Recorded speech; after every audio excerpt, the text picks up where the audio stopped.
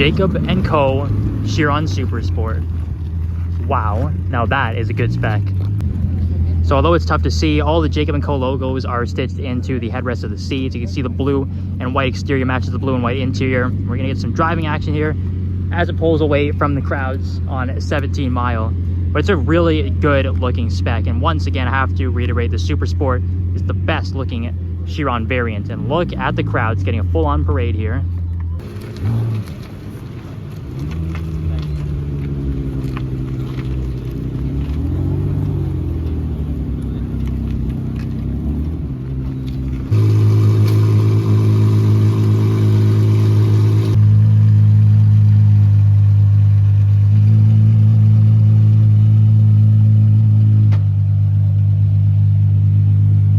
Well, there we go. Now the volume has died down. It's actually crazy how loud this car is. This could honestly be the loudest street legal car I've ever heard from factory. But this Apollo I is just incredible. We talk about unique and special cars that look one of a kind. Well, this truly fits that description. There is absolutely nothing like the Apollo IE, and that V12 is absolutely outrageous. Of course, you got the nice gull wing doors, and have a look at the interior too. It is full purple. Everything from the gauges, the shifters, even the purple carbon tub, everything is finished in purple. This is incredible. The mesh wheels here too. What a car. This is a great find here at the Polo Field.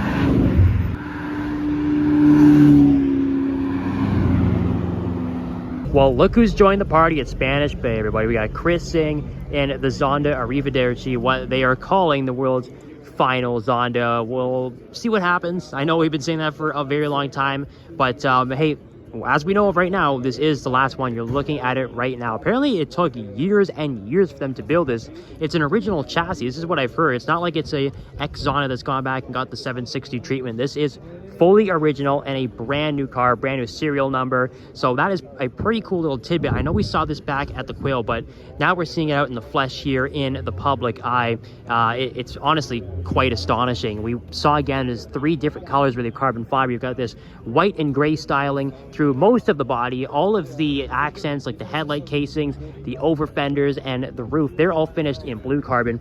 And then down here, if you check out the front splitter, that's finished in your traditional unpainted carbon. And once again, I love these martini stripes and all of the colors running throughout the car all the way to the back, covering that little shark fin between the roof snorkel and that massive rear wing, which absolutely looks insane.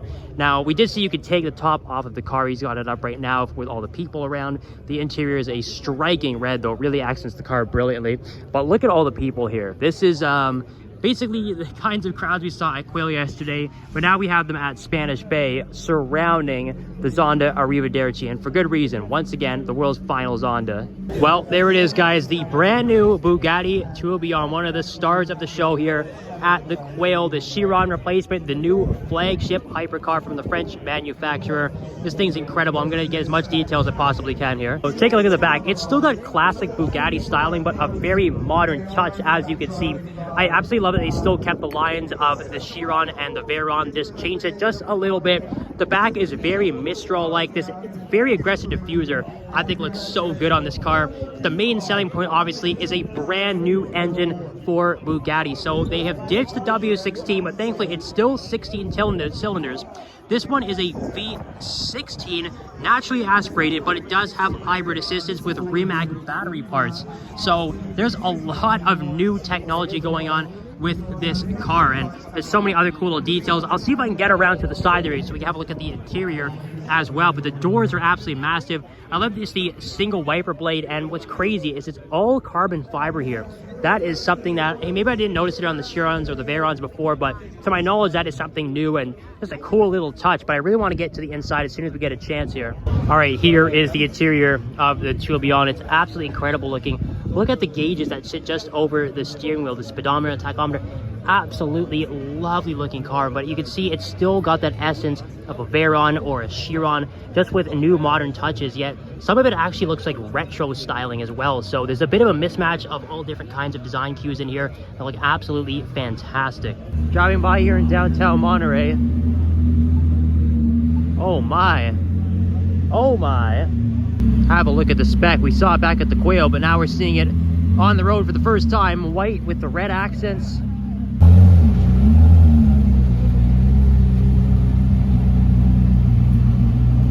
Here's a car I've been wanting to see for a long time. This is the Lancia Stratus Zero from 1970. Obviously a very early design of the original Stratos HF stroller and the Stratos road car.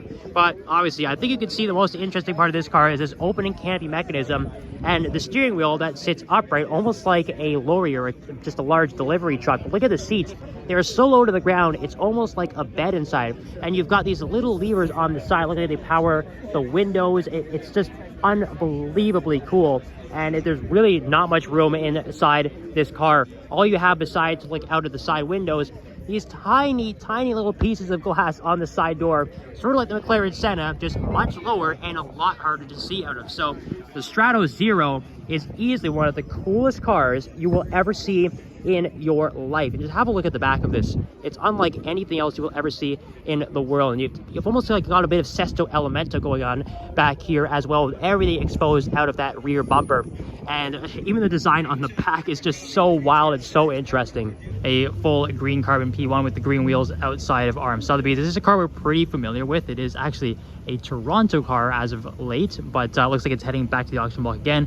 But as you can see, everything is green carbon fiber, the green wheels, even the interior inside, if you can see through the doorway there, green inserts in the door, green carbon around the steering wheel and the center console too. Pretty damn impressive. And they are wheeling a black Ferrari onto the stand over here as well, so we'll go watch that. But I believe the P1 will also be going up there too, so might as well have a look at it before it goes up.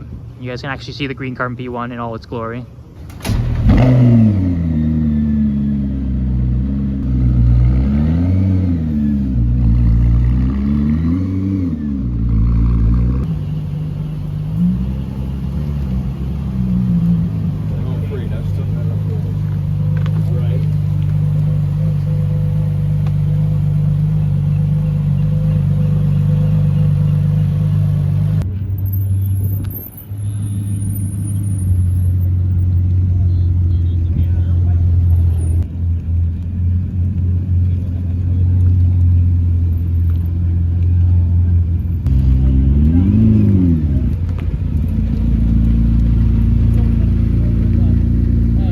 All right, side of a street here. Well, not a random street. That is the Koenigsegg house down there. So obviously there's a big event going on because we have a Zonda Cinque here, and obviously an incredibly special car. One of 5 in the world. Is 5 coupes and 5 roadsters. The only one painted in green. So obviously be able to see at the side of the road here at Monterey Car Week is pretty damn cool and very special. There's a good reason why it's drawing quite a large crowd.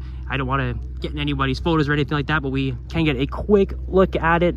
Obviously it's one of the most iconic Zondas in the world. Any Zonda is a special treat, but I think the Cinque is probably the top for most people, I would say. I know there's a lot of one-offs, but in terms of the actual limited editions from Pagani, I think the Cinque is probably the one that's best known to everybody. Now this is truly Car Week in a nutshell. Driving down 17 Mile and you just randomly see a 250 California competition parked up alongside the Pacific Ocean. The setting is absolutely beautiful. The car is beautiful. Obviously the value of this car is through the roof. I can't even imagine what the estimate might be on this. I do believe it's going up at the RM auction, but here we get a nice free preview in one of the best settings in the world. This is just magnificent.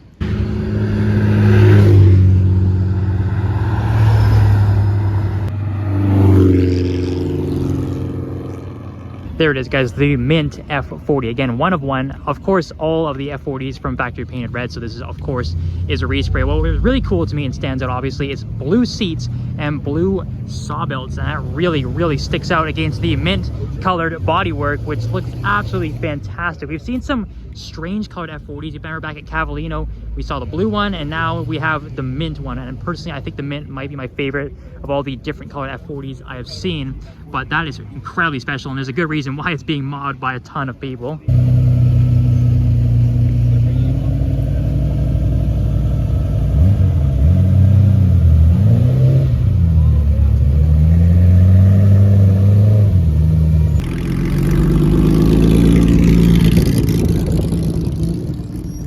Okay, here is an epic Lamborghini Diablo GTR, but this one is actually a one of one in particular, and the reason being is for what is inside the engine bay. So This one is actually fitted with Lamborghini's Le Mans engine. It's the only one that has the LM motor in it. So yes, a true one of one, an absolute mega car, a race car for the road.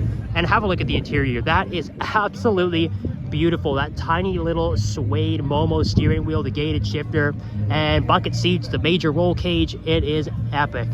Yep.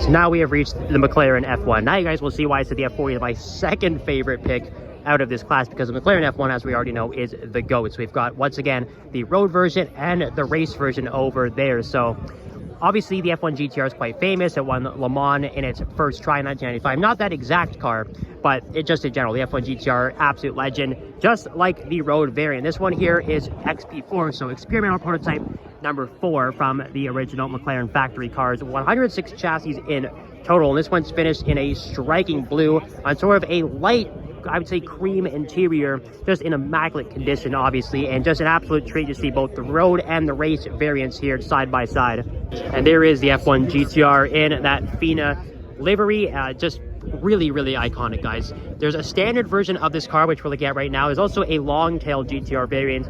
I personally prefer just the standard-looking McLaren F1s before they switched over to the long-tail, but to each their own. Either way, any McLaren you see is an absolute special treat, and once again, just to be able to see this in person is incredibly cool. And we do have another hypercar friend who has joined the party here, the Agera XS. Now, I've seen this car before. I think it was about 8 years ago. My first car was back in 2016, before 6 cars even existed. So for everyone who hasn't seen this car, well, it's a great spec, and honestly, it's one of the first Agera RSs that was delivered in North America. I'm sure you guys are all familiar with the owner down in Florida, but it's nice to see it sitting here beside this incredible Chiron Super Sport. And I think this is one of the better looking Agera RSs out there too. The orange, the carbon fiber accents is very nice. Wish it didn't park with the lift up, but hey, you can't have your cake and eat it too. This is just a real treat to see the Agera and the Chiron side by side.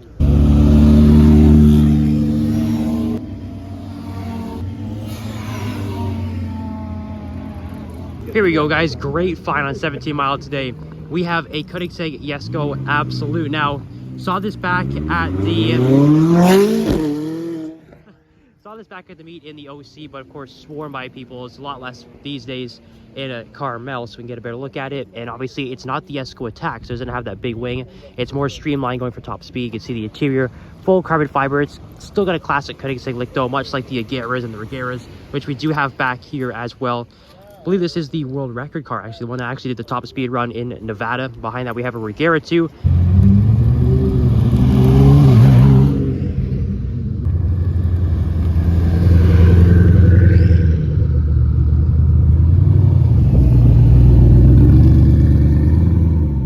So obviously we've seen the F40 LM on the channel before. The GTE is a little bit different. It's got slightly different arrow. Once again, number 27.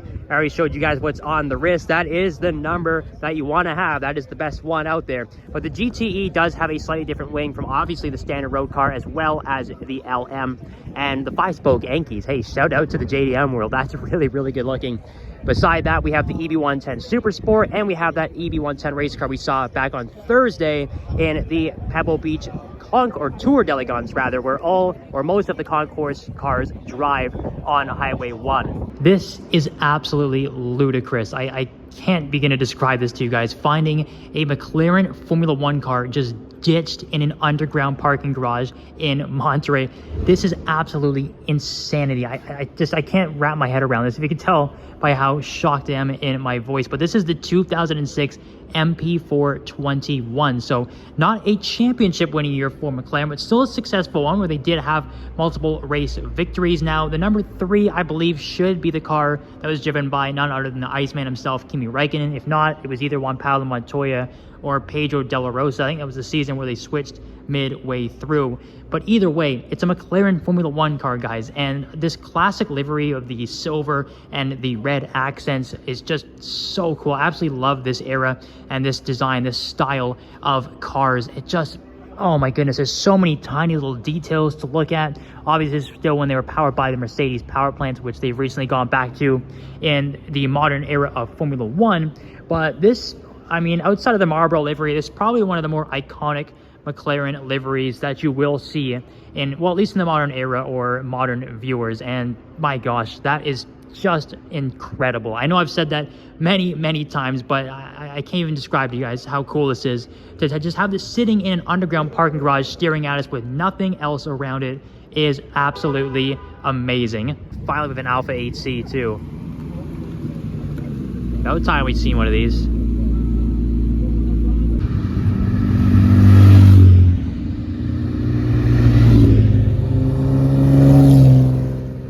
Well, crowds at polo fields, that means there's always something good, and this one is very good. We have an Aston Martin Valkyrie in the flesh, so all black. It's almost similar to the one we saw back in Japan at Fuji Speedway, so it doesn't have the gold accents. You can see a little bit through the headlight casings, but this one is pretty much pure black. And if you have a peek inside while the doors are open, you can see that tiny little cockpit, obviously the harnesses. It is a ridiculous car, and as we already know, essentially a Formula One car with a Le Mans style kind of body, and it's fully road legal. We got the cameras for the side mirrors, and we've got that Cosworth V12 at the back. So once the crowd's cleared a little bit and we can get a better look at it, hopefully it drives, then we can see it in more detail.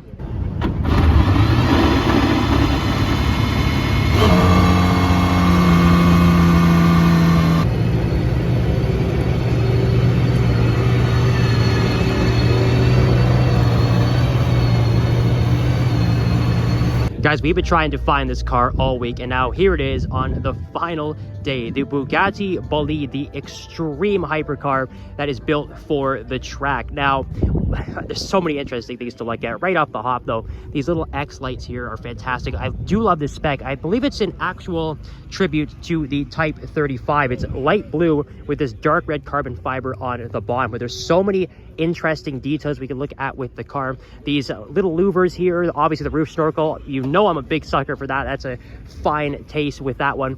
The shark fin that stretches all the way to the back of this massive rear wing, and we've got a crazy looking exhaust setup here. That is something that is very unique to the Bolide, I believe. The back is obviously great. Everything's cut up back here. I love it. You could just see the tires just exposed completely behind this amazing rear diffuser, also finished in that same dark red carbon fiber. But that is one of the wildest cars I have ever seen. And when Bugatti obviously already has wild designs, but when you tell them that they can make a track only car with no limits, this is what you get. Now, behind the Bolide, we have the final Chiron. This is 500 of 500. It's a super sport. You can already see how special this car is with all of these details. It's fading from dark blue to the classic French racing light blue. But if we get closer here, take a look at the wheels here. It actually says 500 of 500. The front wheel is dark and the rear wheel is light to obviously match the paint fade. But what's really interesting about this car is that you have all of the cities where Bugattis have been sold, or Chirons in general. And a special shout out right under the door handle here, we do have Toronto, the hometown of 6 cars. But we also have some blue carbon fiber accents here. I believe on the other side of the car is the rest of the cities. But we already know how special the Chiron Super Sport is. I've said many times, this is probably the best looking iteration of the Chiron in general. And there we go. We also have the rest of the cities on this side. I don't know if it's the same as the other one, but either way, it's such a cool little feature. There's Pebble Beach right there where we are right now, where this car has obviously debuted. A great display here from Bugatti with the Bolide and the final Chiron number 500 of 500. Now, here is one of the best, the coolest, the most famous American supercars of all time, the Saleen S7. Fit with its massive 7-liter V8, and this one in particular is very special because it does have the competition package, so you will see some different visual upgrades like the carbon fiber front splitter down there. Obviously this massive fixed GT wing as well, once again finished in carbon fiber, so it's quite different from your standard Saleen S7, and you rarely ever see these around anywhere. So the fact that you're seeing not just a standard Saleen S7 with a competition version is incredibly special. I absolutely love this quad exhaust back here. You can see the massive V8 power plant. The back section of this car is super long. It's absolutely massive, and anyone who played racing games like myself in the early 2000s will know this car very well, and it's just an absolute icon of American supercars. So This one is very special, and it's so cool to see this down here in this hidden supercar or collector car layer.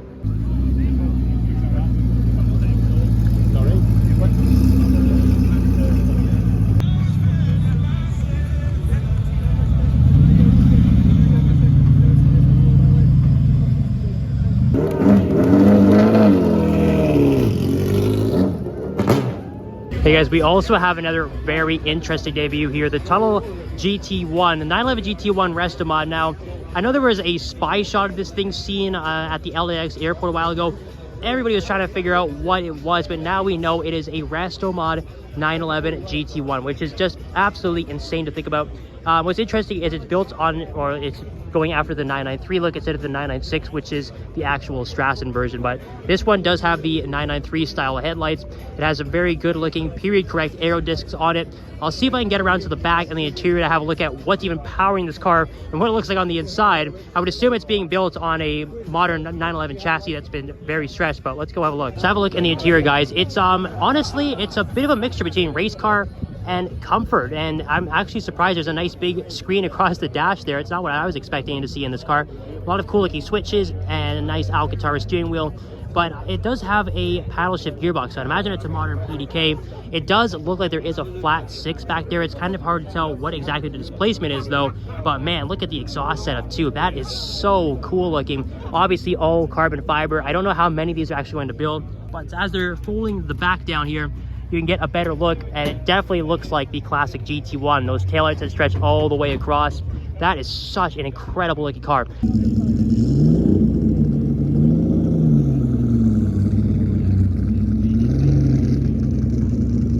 Look at this one on the concept lawn, the A-Spark Owl. I've actually heard about this car online and seen some videos of it. Didn't even know they had an actual driving variant or if they're even producing customer cars just yet. But it's a rather unique design. I'll try and get around to the back if we can, but it is really busy, so I can't really guarantee too much. But it is a pretty striking body style on this car. I think it's a Japanese company, but an Italian design house. And this is, there we go. That is obviously my favorite part of this car, is the back end. There's this weird Japanese, like, one-off supercar from back in the day called the Giotto Caspita. If you guys are familiar with that, I encourage you to look it up because it's a really cool car. But that is exactly what this active aero wing is reminding me of. It's a very interesting looking car, and I wouldn't mind if they built some customer versions of it. I think it's all electric, but the design is really nice. And here comes the Apollo IE, doors up with the Chiron behind it. That looks incredible.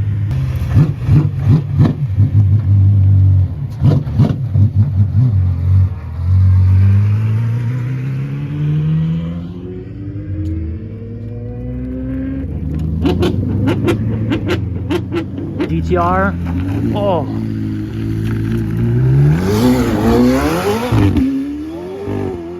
Okay, here is probably the star of the show, I would say. The replacement for the Lamborghini Huracan. We are at the Lamborghini Temerario, which, much like the Bugatti Tourbillon, has a brand new power plant. This one is fitted with a V8 and it revs to 10,000 RPM. So obviously it's the first time this flagship V10 has not been a V10. So the Huracan replacement, of course, fitted with a V8. But the design and styling of this car is pretty interesting. I would say the back is my personal favorite bit of this car. Obviously, it still looks very Lamborghini-esque though. And you can see there's definitely a lot of styling cues taken from some of the previous models that they've made, or some of the limited edition models. And there is a look at that V8 power plant just underneath the casing. Inside, I would say it's still very Lamborghini looking. It's I would say much like your standard Huracan or Aventador interior. So they haven't gone too radical with the design changes in the inside, but it's the outside. There's obviously the selling features and of course that brand new engine. So I'm curious to know what you guys think of this Temerario as I try to fit it in the frame here with all of the crowds. But let me know what you guys think. Is this a good direction for Lamborghini? Do you like this new power plant? And what do you think of this new design? I am, I think mixed emotions. I think I'll have to grow me a little bit. I do like this launch spec though, and hey, I think it is overall a pretty cool car. And as I see more, I'm sure I'm going to absolutely love this thing as we start to see customer cars delivered. And hey, the Huracan was such a successful car for Lamborghini. I'm sure Temerario will be exactly the same.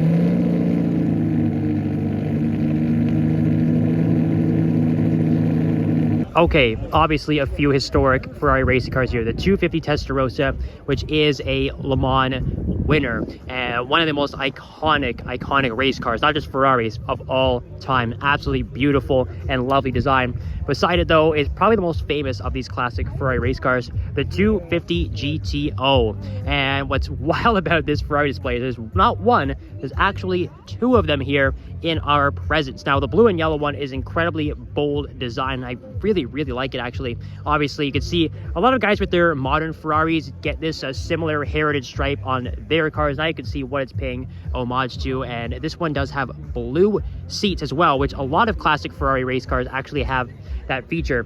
And behind it, we have silver with the blue, white, and red stripes. Now, this particular car was actually the exact former most expensive car in the world. It's actually David McNeil, the CEO and the founder of WeatherTech Floor Mats, who bought this car. I think it was maybe like 10 years ago or something like that. It was a while back, but either way, former most expensive car in the world before it got trumped by the 300 SLR that was like 130 million or something absolutely crazy like that. But you can see there's so much history with this car. The design is absolutely gorgeous and looks so good. There's a very good reason why this car is worth so much money. I think the selling price was about 75 million US. So absolutely outrageous that there's two of these on the lawn at the exact same time. Okay, we have one of the wildest spreads of Koenigseggs I think that has ever been seen in the entire world. You can see pretty much every single variant from all different generations, but the one that stands out to me here the most right from the start, of course we're gonna go through everything, but this CCGT is a one of one,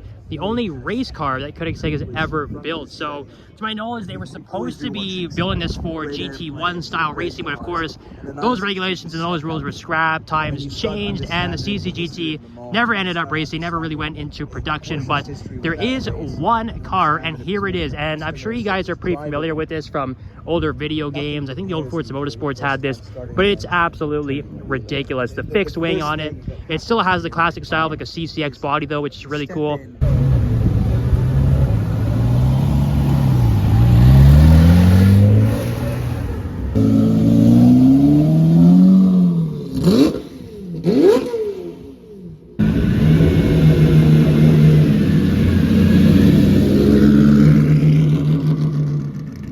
Now, the first one here is the Vector M12, which does have the 12-cylinder power plant, as you can tell by the name. But the cool thing about Vectors is, well, pretty much everything, the styling of these cars is absolutely outrageous. They are incredibly futuristic looking. I guess you can call them like cyberpunk, but it's got a very 90s feel to it, which is something that I absolutely love. The windshield's just completely wrapping around, sort of like an early version of a Koenigsegg windshield, I guess you could say. But yeah, it's gated manual once again, much like the Isdera, and just the way the wing swoops towards the back and attaches to the body, the 3-spoke wheels, everything is so 90s. I absolutely love it. And there are a couple of Vector prototypes here on the main stand. Obviously, you can see the Bugatti EV110 in the middle. We'll get to that in a second. This one here is the Vector Avtec WX3 prototype. And again, weird little bits and pieces on this car. Once again, very like cyberpunk futuristic styling. I absolutely love the massive wind flaps for the extra downforce on the wing back there. But just the way the body lines cut out and then cut back in is so damn interesting. And again, the fact that there's 3 Vectors here is pretty outrageous. But of course, in the middle is something we know much better, is the Bugatti EB110 Super Sport, which I guess you can call it the early origins of the Bugatti Veyron, and then after that, Bugatti Chiron. You can clearly see it's very Bugatti styling, but the EB110 I think is aging really well. And honestly, I think it's a little undervalued right now, personally. I think it hasn't really caught on. Maybe not too many people know too much about the EB110s, but I still think they're a little undervalued and they're going to skyrocket soon. So yeah, get on it quickly if you have the money for that. And this one is obviously, as you can see, an open top Vector prototype, and it's a one of one, the only one in the world. Funny enough, we did see this one back in Florida, back at Curated when we were there in January. So not too much to show on this car or anything new really. But just for the ones who didn't see the Cavallino vlogs, you can see the interior all purple. You can see little tiny side mirrors inside the door over there, if you can see where my finger was pointing. Just a lot of weird, interesting touches. And again, with these wings that wrap around the trunk and cover the whole body, So bizarre. These little tiny windows on the side. You can basically look at a Vector for an hour and find new details every single time. There is nothing that isn't strange about a Vector. That's probably what I like about it the most. And just again, have a look at the front. It is absolutely outrageous. The all-electric Lotus Evija rolling out.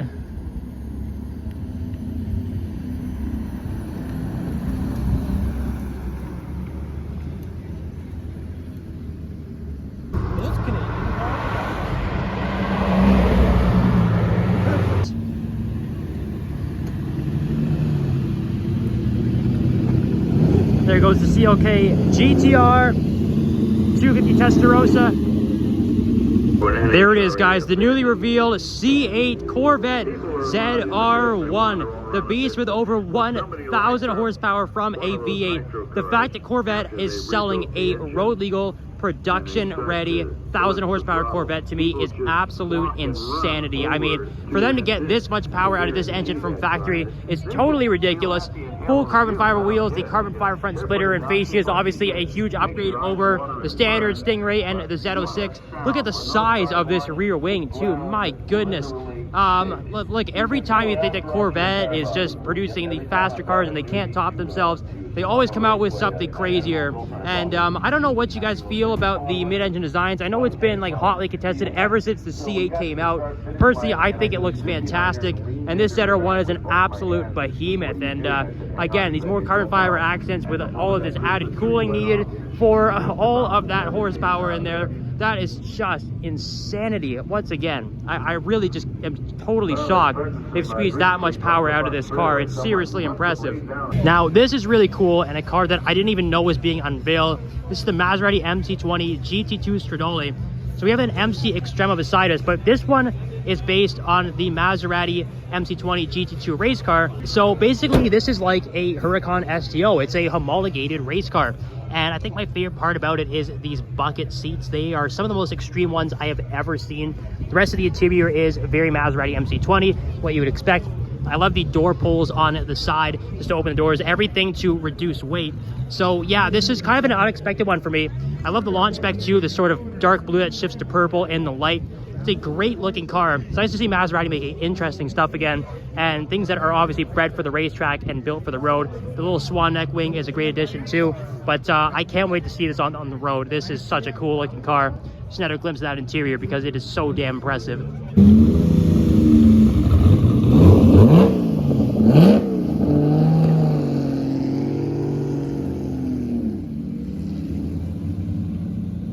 Hold the phone, guys. We've got another Senna GTR here, and this one is absolutely nuts. It's almost like a lime green. It's got this crazy livery on it. I don't even know what that is trying to be, but it's really, really good looking. Obviously, it's a Senna GTR and it's road legal. How can you go wrong?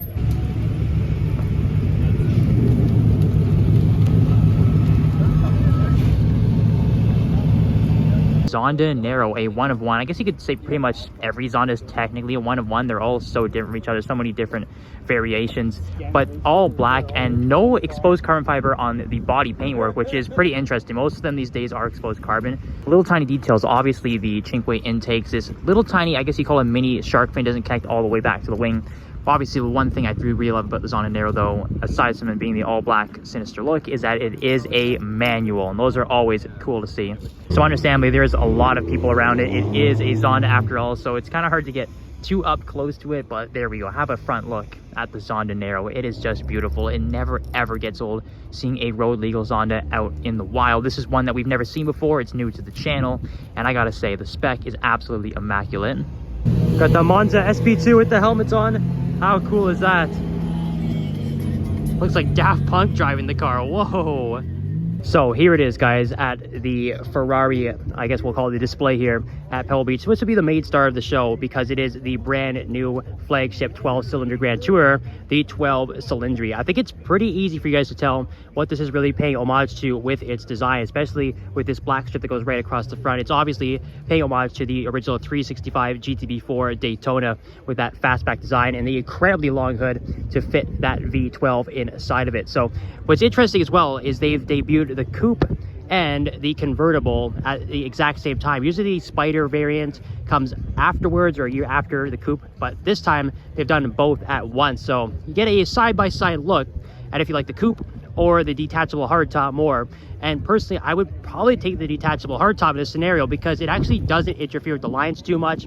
And I really like the spec on this. It's almost like a greenish silver with, I want to call it brownish gold interior and matching brake calipers. Looks really nice. And I guess we'll shift around to the back too and take a look at that. Here's a look at the back of the 12 Cylindri. Now you guys can kind of see what I was talking about with that fastback styling of the 365 Daytona. But now you can obviously see what I meant as well, where you take the detachable hardtop and it doesn't really interfere with the lines. That's why I really like this Spider variant. Also, it has active aero, I believe, at the back here. It's kind of hard to see, but apparently it does lift up towards where that little duckbill is at the bottom. But this is obviously a very important car for Ferrari. It's the replacement for the 812, where we've seen obviously the replacement for the Huracan unveiled here as well. It's some big debuts at this year's Car Week, and I think the 12 Cylindri actually looks pretty damn good. But you guys can leave your comments on this down below and give me your opinions. This is peak Car Week right here, guys. Just driving along through a random road. We've got the McLaren Speedtail and a Volcano Red P1 right in front of us on one of the nicest driving roads you will ever see. And this is just a real treat, guys.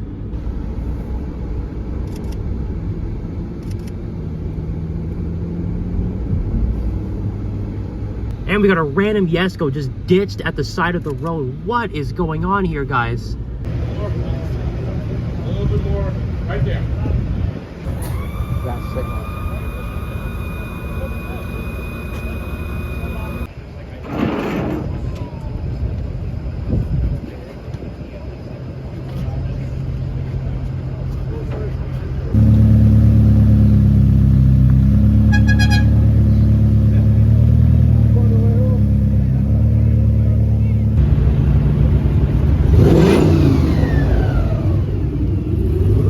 Was a pair of Hennessy Venom F5s. Haven't really seen them so far this Car Week, but man, they do look good. Gotta admit, that's a great spec on this baby blue one too with the stripes.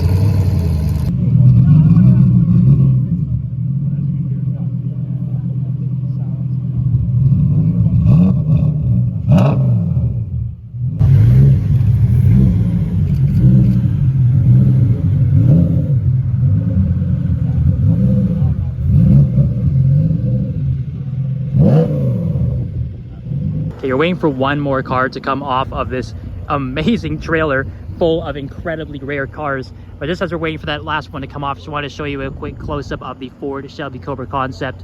Apparently it has a V10, which I did not know about. It's built on the Ford GT chassis as well. And look at that. It honestly does look like a modern variation of the Shelby Cobra, which is exactly what it's supposed to be. I think they nailed the design. You already heard the sound too. It is absolutely incredible.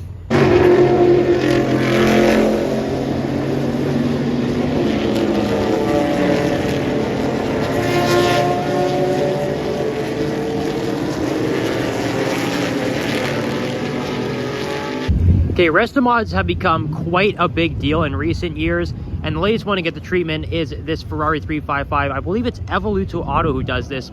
Now, of course, Ferrari really doesn't like anybody doing anything to their cars, so I can't imagine they're too happy with this. But I'm happy that Evoluto went ahead and did this to the 355 because I think it looks fantastic. It's kind of reminiscent, the styling-wise, of the Eccentrica Diablo that we have seen around a bit this year. We saw it more in detail last year as well. But it obviously has some modern touches, but it still keeps the body lines and still a lot of good analog bits inside the car as well. Those nice little blue bucket seats to match the exterior. It's got the upgraded Brembo brakes, and yeah, it can obviously have a lot more power than the standard 355, but it looks really good parked on the street. It was a nice 8 Series as well, and red with the Alpino wheels. Yeah, Monterey is popping on Saturday, guys.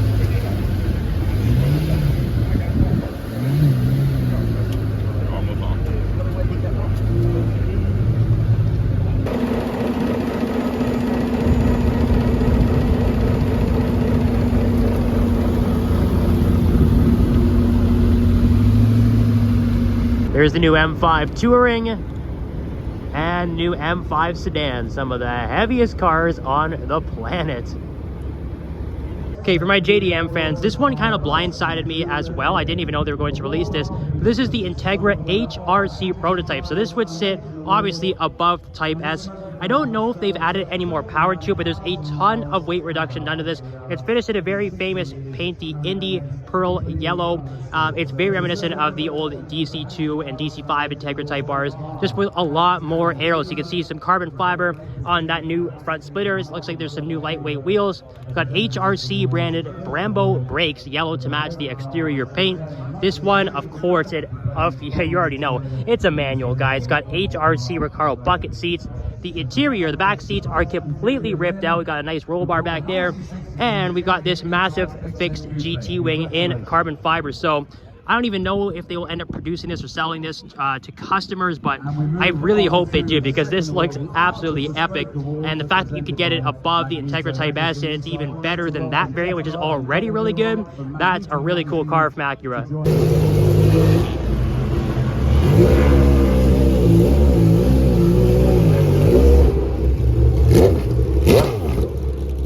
Okay, what we're looking at here at the Mercedes booth is one of the most important and historical race cars of all time. It's a 1955 W196R, the Streamliner. You might be thinking this is a Le Mans sports car, but it's actually the only closed-wheel Formula One car to ever compete in the Formula One World Championship. It was driven by the legend himself, the grandfather of Grand Prix racing, Juan Manuel Fangio. Now, the interesting thing about this car is that it should be going up for auction actually quite soon, and this could be one of the most expensive cars ever sold in the world. I think the estimates right now are somewhere between 80 and 100 million US dollars. So it's right up there with 250 GTOs and the original 300 SLRs. Now, obviously you can see it has that center seat position like your standard Formula One car, but everything is enclosed, and because they're racing at Monza, the Temple of Speed, it was because they wanted to get maximum top speed. So incredibly aerodynamic, and I mean, you are just staring at greatness right here, guys. And look at a classic Formula One car from the 50s compared to a new one.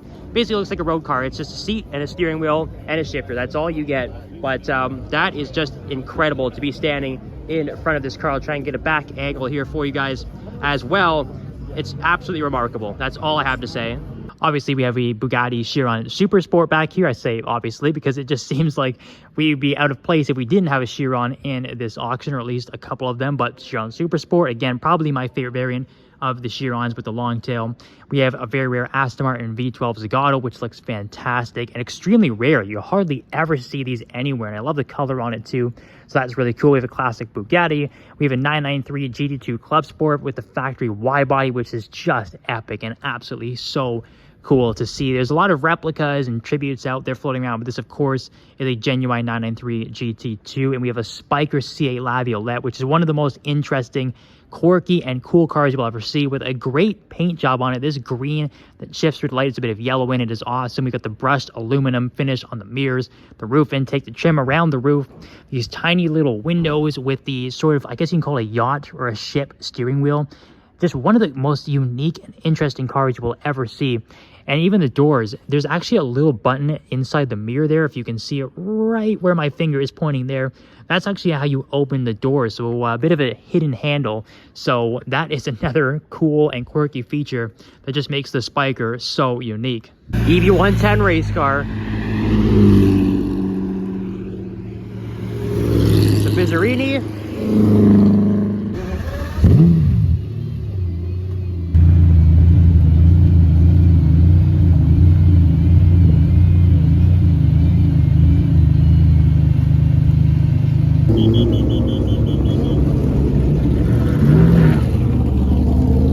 Look at that, we saw a bit of it on track. We just saw it pull into the paddock as well. The Celine S7R GT1, absolutely iconic.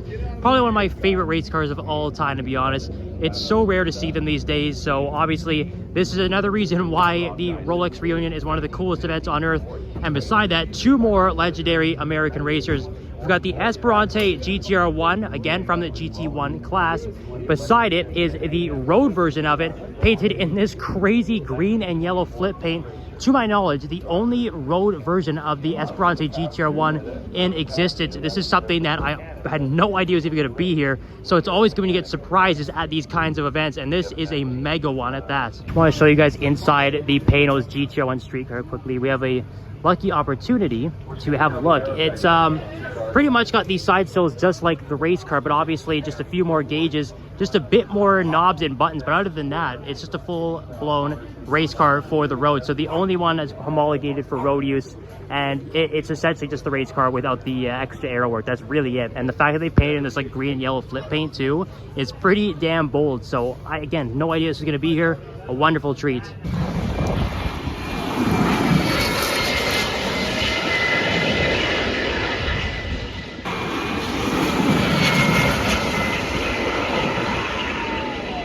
We've got a Koenigsegg Temerario finished in purple, and one that I haven't even seen pictures of yet, so I don't know if this is a new variant or not. But we saw the CC850, which is well known for that crazy looking transmission. This one is well known for being the first 4-seat Koenigsegg, and one of my favorite things is it has 8 cup holders, 4 in the front and 4 in the rear. So this is basically a hyper grand tourer, and definitely something that's new for Koenigsegg, something they've never done before. But once again, I think they've killed it. The body looks great. It definitely has that sleek style you would expect from a GT car, just with way more power than you would get from your GTs from Ferrari and Aston Martin and those like. So that's a lovely car. Okay, we've walked our way over to the wedge-shaped concept cars, and these are some of the most ridiculous things you will ever see. Some of the most iconic concepts as well. We start with the 512S Modulo by Pininfarina. Now, obviously, you can see it's basically, it literally is a wedge. The category for this class is not sugarcoating it at all. So obviously, the tires and wheels are completely covered up, just except for that one little indent there. And what's interesting is it looks like it's a center seat position, but it's actually not. The seats are just so closely positioned next to each other. You have these massive side steps they have to crawl over to get into the car. I believe it's a completely opening canopy mechanism to get in and out of the car as well. Now, the interesting thing is the car was not operational when it was first built, when it first debuted, but a private owner bought it, and it looks like they have slapped a V12 into it, which is absolutely insane, but really, really cool that they actually decided to get this thing moving and working. And even just the back of it, look at this, the like sort of half covered wheels back there as well. What a wild looking car. Here's a nice little random spot in a area where I haven't ever really seen any hypercars, in the middle of the Del Monte Forest. Got a Ferrari SP3 Daytona. Now, obviously, the part of the Icona series. It's not open top. It's not a track only car like the SP1 or the SP2. Fully road legal. You can pop the top off of this as well. I love the heritage stripe down the middle with the classic red. It's got blue seats on it, and the SP3 has a lot of cool design cues. You can obviously see influenced by a lot of classic Ferrari race cars, and with a name like Daytona, it all makes sense. You even got the gumball racing sticker on the back here, and just these ventilated or these slitted back end is just such a good look for this car. And I don't really have too much room back here, but you can kind of get a little glimpse of the back angle of the SP3. It's a fantastic looking car, and to see it out in the wild is pretty damn special. Again, absolutely nobody around, so we can take a minute to appreciate that and have a look at that. Just such a good looking car.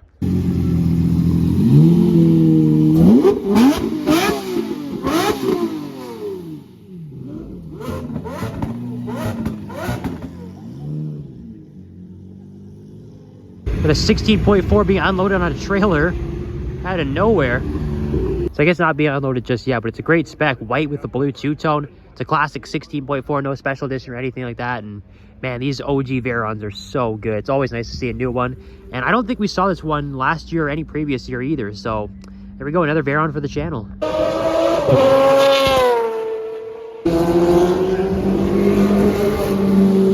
I gotta talk over the copyright music, so apologies if I do sound a little louder than normal, but MG Metro 6R4 is a car that I've been dying to see, and one that is new to the channel. I've seen most of the Group B cars, the Group B Legends before, but never the MG Metro 6R4. To my knowledge, this is basically an XJ220 engine without the turbos. It's an absolutely ridiculous car, and you can see how hippie all these Group B cars are.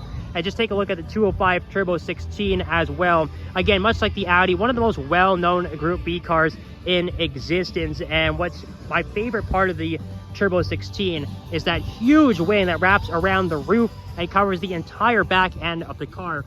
And just to have a look at that, it's absolutely mega. We've got I think it's a Rally 2, the Olsbergs MSE. We've got the Delta S4, which is an incredibly famous version of Lancia Delta, of course, the Group B variant. Everyone knows of the Delta HF Integrale Evo, which is the smaller one. The Delta S4 is the crazier variant that raced in Group B. And you can obviously see how ridiculous it is at the back. Everything's cut up, those crazy exhausts. Once again, just producing a ridiculous amount of power. Safety was far down the list of priority with these cars, but look at this, even more cool stuff over here. We've got the pair of Lancia 037s over here. This is probably my favorite Group B car ever, maybe my favorite rally car in general. I think the 037 is just such a unique design. Most of these Group B cars are hatchbacks, obviously. Well, I know this one is, but it doesn't have the traditional hatchback styling. This one's more of like a sports coupe, if you want to call it that. But it's just such a good looking car from every single angle. We've got the full engine exposed back there. Everything looks like it's basically original, like it hasn't been cleaned up too much since its rallying days. But over here, we have a Ford RS200. Obviously, you can see the matte black design, the Hoonigan sticker. This is the one that was owned by Ken Block and the Hoonigan crew. And if you played, I guess it was in Forza Motorsport. I'm not sure if it's in any other video games, but that's where you'd probably recognize this particular RS200 from. Once again, just another legendary Group B car. There's the second 037 over there with the classic Martini livery. And of course, Subaru, one of the most well-known rally brands in the world, in that classic World Rally Racing Team livery with the blue, with the green Subaru logo on the side, and absolutely gutted inside. This is just so damn cool. Honestly, like one of the best sections I've ever seen at the Quails that I've visited. So take your pick of which rally car you like the best. Rica Diablo. Lovely Restomod, sounds fantastic. So the first thing I want to show you guys here at Gooding is this incredible quartet of Zagato cars. The first one is the 356. I do believe we saw this back at the Canadian International Auto Show. I think it's one of Zagato's latest creations. But what's cool about this one is it gives it like sort of a slant nose or a flat nose, whatever you'd like to call it. It's very different from the standard 356, and the fins at the back are almost like American styling. It's really interesting.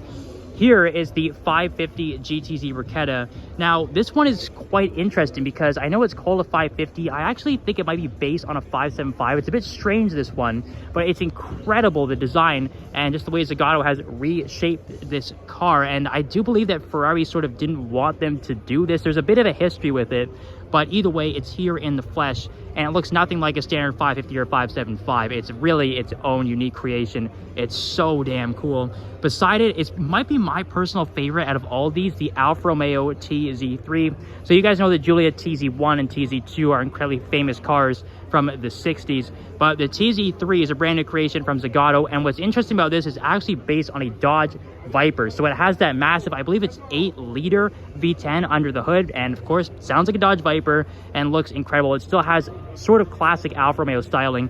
It's an amazing looking car. And then here is the 595 Zagato, which is based on the Gallardo, and once again looks nothing like a Gallardo. It's just the underpinnings and the chassis that are really the same. The bodywork is completely different. What's really interesting is it has this massive sort of like wind deflector, a little wing on top of the hood, just over the windshield wipers. It's really, really cool, and something that I've never really seen on another car. And the roof snorkel, the roof intake, whatever you like to call it, is a great feature that honestly works on pretty much any car. And we have a look at the back here. Once again, it's not really like a Gallardo or anything like that, or anything from a Lamborghini, really. It's completely its own unique car, and it looks phenomenal. For this one, Armando, the Scott Pruitt Legends of Endurance Cup.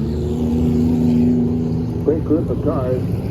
1991 to 2011 IMSA, ALMS, Grand Am, FIA, and World Challenge cars in the face lap just getting up. Now here's an absolute piece of art, another debut for Pagani, the Utopia Roadster. I think the Utopia Coupe just came out, but now we already have the drop-top version with the Utopia Roadster. And this launch spec with this sort of dark red or burgundy carbon fiber is absolutely mega. The interior, I'll swing around in a second there, looks absolutely beautiful too. It almost looks like sort of a wicker seat, I want to call it. It's a incredibly unique material, but as you can see, it's drawing a mega crowd, and for good reason. Whenever there's a new Pagani released, it's always quite the event, so have a look at that. That is just such a good looking car. I think this is a great successor to the Huayra, and especially with the Zonda lineage, I think the Utopia is definitely doing it justice. Here is the Here is the interior, guys. Now, I said it was almost like a quilted seat, and I'm sticking by that. That pattern is absolutely beautiful. It's so classy. And like I said, this is really just an absolute art piece. This one has debuted with that gated manual transmission as well. And what I love about Pagani is, while everyone else is trying to go for hybrid and electric, these guys have gone right back in time to a very analog interior. There's hardly any screens. It's all just gauges and switches. So it's just so cool to see them going old school with their hypercars. And have a look at the back. That is just absolutely mega. And again, another nice touch is they have kept that classic Pagani exhaust exit.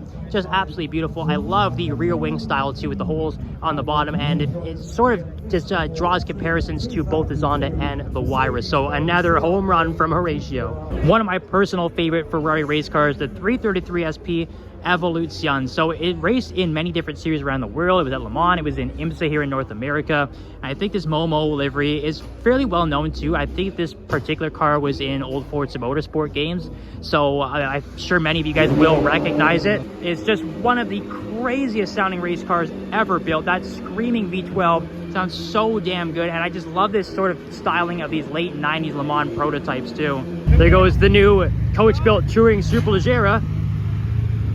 And behind that, one of the 250 California Competizione specs, adding to the millions and millions of dollars here.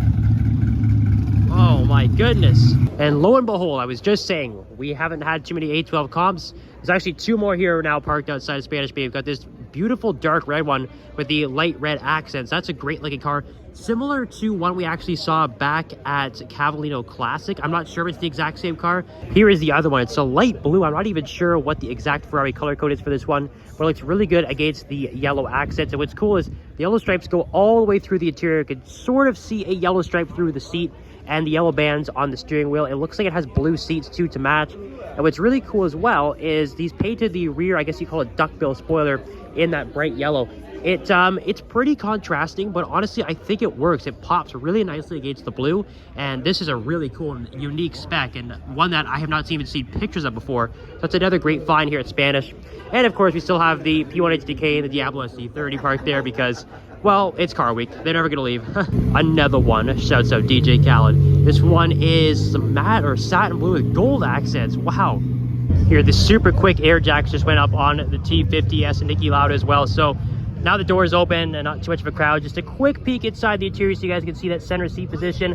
Very much like the McLaren F1. Of course, unlike the road car, this one is completely gutted out. And yeah, obviously going for complete function with this car. Man, just incredible again from Gordon Murray. Another nice roof. This one's obviously on the 997 body, the RT12R. It's got a nice red pearlescent paint. That looks fantastic. It's got a 959. We've seen a few of those so far at this car week, but they always are nice. But this is the one I really want to show you guys, the Koenigsegg Specials 962. So Koenig is obviously very famous tuner from the 80s and the 90s for modifying supercars way before any of these modern companies like Liberty Walk or Rocket Bunny. But this was probably their craziest creation. There's only 3 of these 962s in existence. It was marketed as the first Group C race car drivable on the road because obviously the 962 was so good, it eventually got banned. Group C was basically scrapped altogether, and people were trying to figure out what they want to do with their 962 chassis. Well, a few of them got commissioned into this Koenig Specials 962 or C62, whatever you'd like to call it. That is just incredible to see, and again, one of those things you'll only really see at Monterey Car Week. You see some finer details on the Koenig C62, and they're not kidding when they say that it is the first Group C race car for the road. It is absolutely insane. You see the massive radiators here and the indents on the side, and here is the engine housing. Now, it's an interesting engine, a 3.4 liter twin turbo flat 6, so staying within the Porsche family, and obviously, as you can see, the back is mega. It's modified from a standard 962. We can see it still clearly has that exact same look, but Koenig is never afraid to do crazy stuff, and this is probably their wildest creation.